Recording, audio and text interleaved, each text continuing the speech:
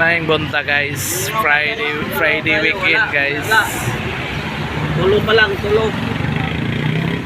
March 7 na guys, Mahina. 2025.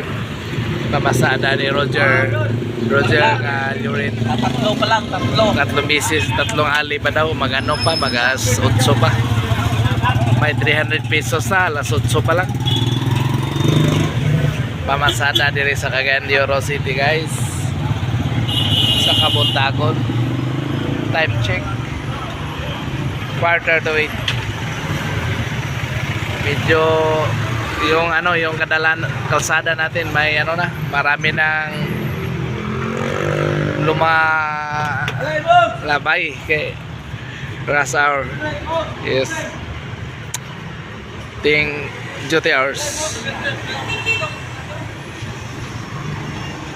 Pasahero na mo guys sa Kabuntagon. Mga kaibigan ko, kasamahan ko sa Toda, nandito din sila. Hintay ng pasahero.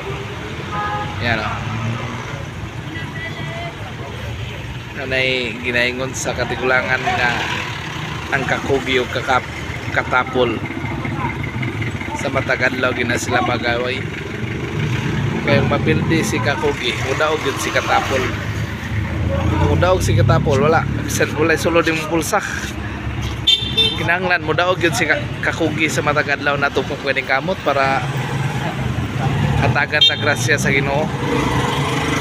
Untan sa atong mga pagampo pangaliya nga tagan tagabasko kapiskay sa atong tagsa nga paglawas. Ayala mo. Mga to guys, ikatulong adlaw ron sa Lintin. Salamat sa inyong pagtanaw. God bless us all. Thank you very much.